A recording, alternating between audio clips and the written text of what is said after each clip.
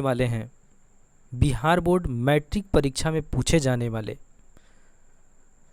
2019 में पूछे गए हिंदी के सभी इम्पोर्टेंट क्वेश्चन जो कि 2024 के एग्ज़ाम व्यू की दृष्टि से अति महत्वपूर्ण है।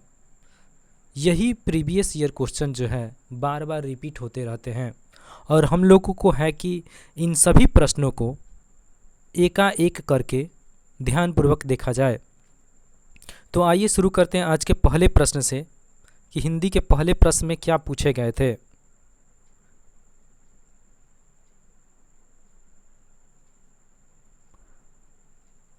पहला प्रश्न पूछा गया था, हिंदी के पहले प्रश्न में पूछे गए थे कि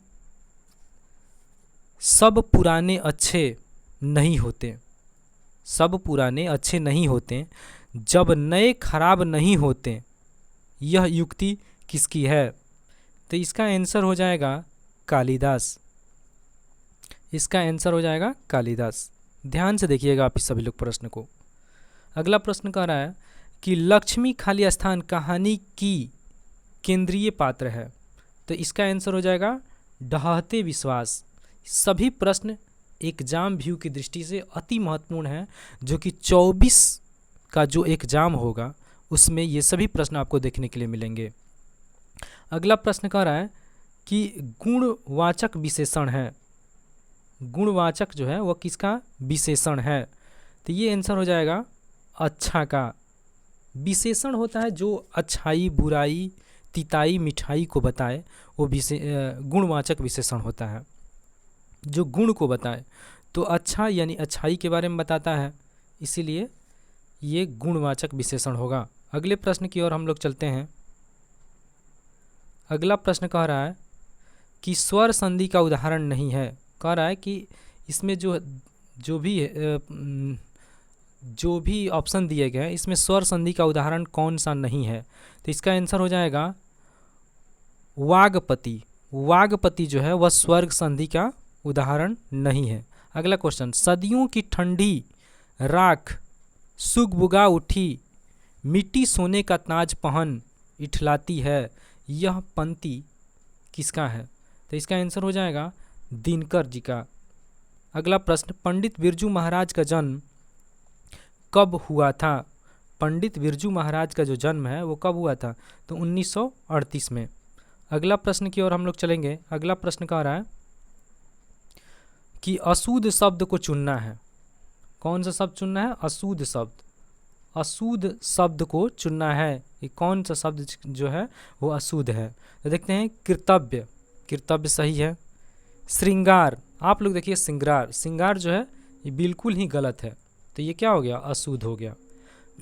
अगला प्रश्न है, मैक्स मुलर ने खाली स्थान वर्ष की अवस्था में लिपजिंग विश्वविद्यालय में संस्कृत का अध्ययन आरंभ किया था। मतलब किस वर्ष जो है वो लिपजिंग विश्वविद्यालय में संस्कृत का अध्ययन आरंभ किया था? तो इसका आंसर हो जाएगा ऑप्शन संख्या डी, 18 वर्ष में। 18 वर्ष में जो है वो संस्कृत का अध्ययन आरंभ किए थे। अगला प्रश्न, फ्रांस का प्रमुख कला केंद्र रहा है। फ्रांस का प्रमुख कला केंद्र कौन सा रहा है? तो ये हो जाएगा अविन्यो। अगला प्रश्न देखते हैं, जीत जीत मैं निरखर हूँ पाठ की विद्या है। जीत जीत मैं निरखर हूँ पाठ की विद्या क्या है? साक्षात्कार। साक्षात्कार इसका आंसर हो जाएगा। अगले प्रश्न की ओर हम लोग चलते हैं। अगला प्रश्न कह रहा है कि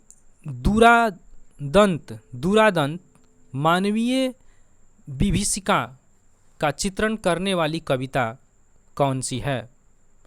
तो इसका आंसर हो जाएगा ऑप्शन संख्या सी, हिरोशिमा। इसको हम लोग पढ़ेंगे कैसे, याद रखेंगे कैसे? दूरादंत, दूरादंत का मतलब होता है कि दूर व्यवहार के प्रति कौन सा चित्रण किया गया था? तो हिरोशिमा। हिरोशिमा और नागासाकी जो है वो जापान के दो शहर हैं जहां पर अमेरिका द्वारा परमाणु बम गिराया गया था। अगला प्रश्न देखते हैं, अधर्म में कौन सा उपसर्ग है? अधर्म में कौन सा उपसर्ग है? तो उपसर्ग जो होता है उस शब्द के पहले लगता है, तो अ जो है इसका उपसर्ग हो गया ऑप्शन संख्या ए। अगला क्वेश्चन, लिखाई में कौन सा प्रत्यय है? लिखाई में कौन सा प्रत्यय है? तो जो लास्ट वाला होता है वही प्रत्यय होता है। तो आई जो हो गया वो क्या हो गया? प्रत्यय हो गया, ऑप्शन संख्या डी। अगला प्रश्न देखते हैं, अति सुधो स्नेह को मगर है जहाँ नेकू श्यानप बाक नहीं, यह पंक्ति किस कविता की है? तो इसका आंसर होगा धनानंद। यह पंक्ति जो है वह धनानंद की पंक्ति है। अगले प्रश्न की ओर हम लोग चलेंगे। अगला प्रश्न कह रहा है कि नलिन विलोचन शर्मा का जन्म कब हुआ था? नलिन विलोचन शर्मा का जो जन्म है 1916 में हुआ था। 1916 में नलिन विलोचन शर्मा का जन्म हुआ था। बहुत इंपॉर्टेंट प्रश्न है सभी के सभी। आप लोग परीक्षा में जाने से पहले इन प्रश्नों को 2-3 बार रिपीट जरूर कर लीजिएगा, क्योंकि यही प्रश्न जो हैं वो बार बार रिपीट होते रहते हैं। तो आइए अगले प्रश्न को देखते हैं हम लोग। अगला प्रश्न कह रहा है कि हिंदी के प्रश्न संख्या 16 कह रहा है कि हिंदी के आदि कवि हैं। हिंदी के आदि कवि हैं। तो हिंदी के आदि कवि हैं आपके चंद्रवरदाई। अगला प्रश्न, सांवरदैया खाली स्थान भाषा के सफल कहानीकार हैं। सांवरदैया जो है वो किस भाषा के सफल कहानीकार हैं? तो ये है आपके राजस्थान के। अगला प्रश्न हम लोग देखेंगे। अगला प्रश्न कह रहा है कि साहित्य के निर्माण में प्रतिशाली पुरुषों की भूमिका क्या रही है? साहित्य के निर्माण में। तो इसका आंसर हो जाएगा निर्णायक रही है। क्या रही है? निर्णायक, ऑप्शन संख्या बी। रंगपा कौन था? तो यह जुआरी था एक प्रकार। यह जुआरी था, जुआ हुआ खेलता था। अगला प्रश्न है, अशुद्ध वाक्य को बताना है कि कौन सा वाक्य जो है वो अशुद्ध है। तो देखिए, आज की ताज़ी खबर, ये सही वाक्य है। दूसरा, रोटी ताज़ी है, ये भी सही बात है। दाल अच्छा है, दाल अच्छा नहीं है, दाल जो है वो अच्छी है, इसलिए ये दाल शुद्ध वाक्य चुनना है। दाल अच्छा है, ये सही बात है। आज की ताज़ी खबर, तो ये वाक्य शुद्ध नहीं है। रोटी ताज़ी है, ये भी वाक्य शुद्ध नहीं है। और दाल अच्छा है, तो दाल अच्छा है, ये वाक्य क्या है? शुद्ध है, इसलिए ऑप्शन संख्या सी हो जाएगा। अगले प्रश्न की ओर हम लोग चलेंगे। अगला प्रश्न कह रहा है कि लेखक के घर में मछली कौन खाता था? लेखक के घर में मछली कौन खाता था? तो इसका आंसर हो जाएगा पिताजी मछली खाते थे। अगला प्रश्न, लेखक के रिश्तेदार ने बहादुर पर क्या आरोप लगाए? तो ये हो जाएगा इसका आंसर पैसे चुराने का आरोप लगाए, किसी तरह से भगाने के लिए पैसे चुराने का आरोप। अगला प्रश्न है, मेरे बिना तुम प्रभु पाठ के लेखक कौन है? मेरे बिना तुम प्रभु पाठ के लेखक कौन है?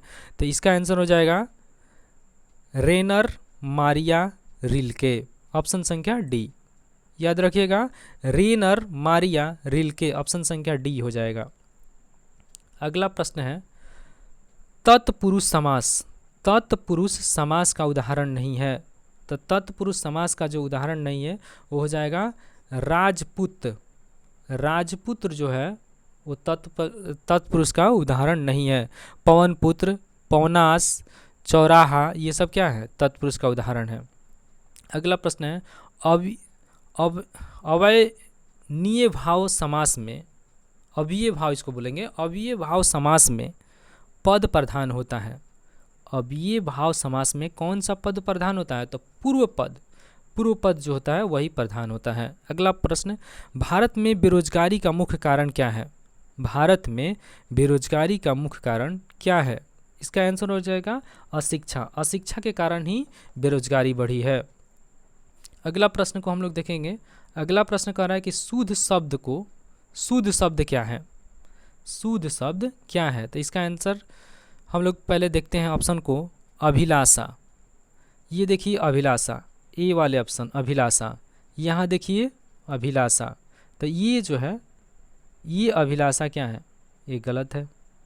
और उसके बाद हम लोग देखते हैं अभिलाषा, ये भी क्या है? गलत है। और ये भी क्या है, गलत है। तो पहला वाला ही क्या है, सही है।